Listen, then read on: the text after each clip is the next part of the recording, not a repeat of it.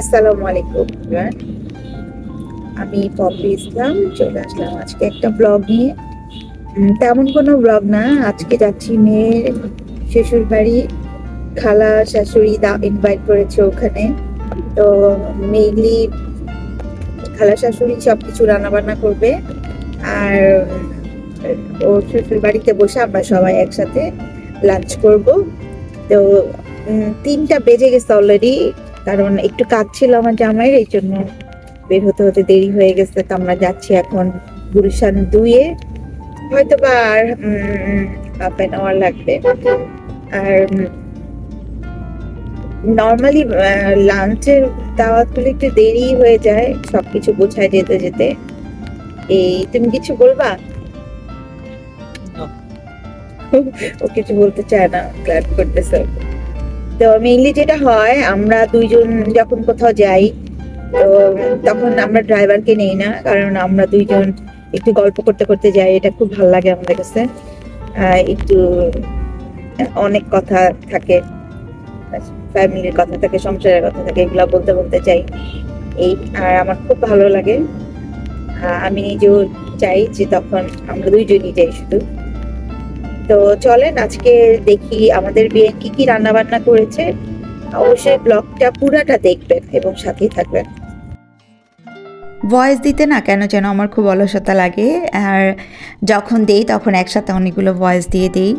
অনেক ভিডিও জমে গেছে, কিন্তু ভয়েস ওভার দেওয়া হচ্ছে না। তো এই দাওয়াতটা ছিল আমার যে বিআইন, তার বড় বোন লাইলা বিআইন, তার এই বাসার পাশেই উনি রান্নাবান্না করে এখানে নিয়ে এসেছে। আমরা এখানে বসে সবাই মিলে একসাথে খাবো। তো এখানে ছিল ভাবির বোনেরা, আর সাথে শুধু বাইরে থেকে আমরা দুজনই এসেছি, আমি আমার হাজব্যান্ড। আমার মেয়ে কিন্তু এখন দেশে নাই, সে দেশের বাইরে। তো আমার মেয়ে না থাকলেও আমার বিয়ের সাথে আমাদের অনেক ভালো সম্পর্ক, এই জন্য আমার মেয়ে না থাকলেও আমরা যাওয়া আসা করি, আসা যাওয়া করি, দাওয়াত খাই, সবই করি। তো দেখেন কত রকম আয়োজন করেছে, আর লালা বিয়ান খুব আন্তরিকতা নিয়ে আসলে রান্নাবান্না করে আমাদেরকে দাওয়াত করে, আর খুবই ভালো মনের একজন মানুষ। আর আমার সাথে অনেক ভালো সম্পর্ক, আর খুবই মধুর সম্পর্ক। সবসময়ই আসলে দেখা সাক্ষাৎ, কথাবার্তা,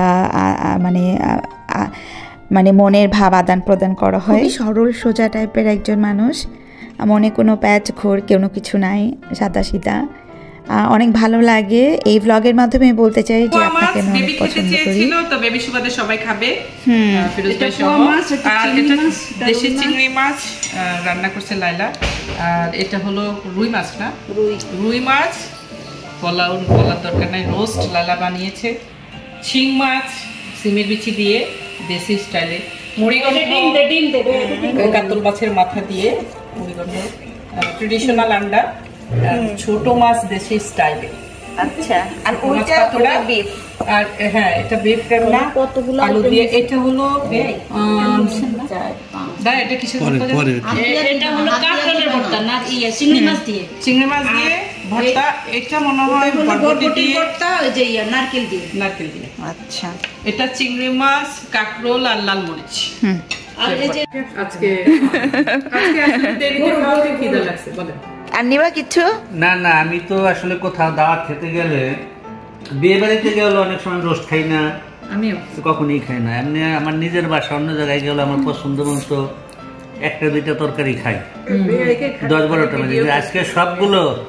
আজকে প্রতিটা তরকারি খাওয়া হয়েছে, 1, 2, 3, 4, 5, 6, 7, 8, 9, 9টা তরকারি আর 2টা ভর্তা।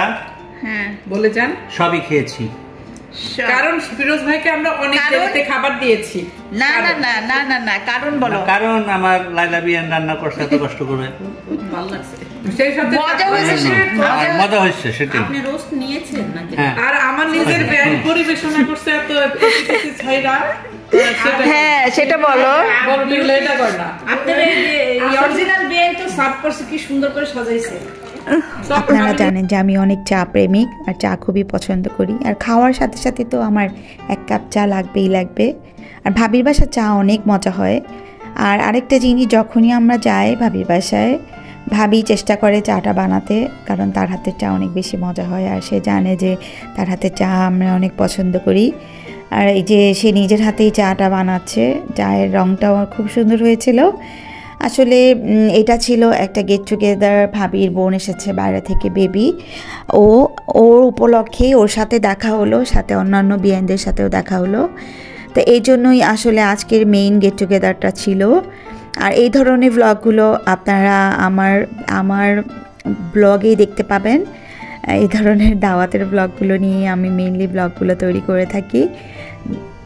আসলে এইসব কিছু না, জাস্ট আমার অনেক সুন্দর সুন্দর স্মৃতির সময়গুলো আমি ধরে রাখি। আর আমার সাথে যারা দেখতে পছন্দ করেন তারা এই ভিডিওগুলো দেখবেন। কেমন লাগলো আপনাদের কাছে ব্লগটা অবশ্যই জানাবেন। আর আমার চ্যানেলটা যদি ভালো লেগে থাকে সাবস্ক্রাইব করে দিতে কিন্তু ভুলবেন না। আর এই যে দেখেন মজার চা, রঙটাই অনেক সুন্দর হয়েছিল তাই না? আর খেতে তো অসাধারণ ছিল। সব মিলিয়ে আজকে সারাটা দিন অনেক সুন্দর গিয়েছে। খাওয়ার পর এই ছিল ডেজার্ট পর্ব। আর আসলে ডেজার্ট খাওয়ার মতো জায়গাও ছিল না, তারপরও দু একটা জিনিস খেলাম, অনেক ভালো লেগেছে। আর এই ছিল আমার আজকের ব্লগ। কেমন লাগলো অবশ্যই কমেন্টস করে জানাবেন। ভালো লাগলে লাইক এবং শেয়ার দিতে ভুলবেন না। আল্লাহ হাফেজ।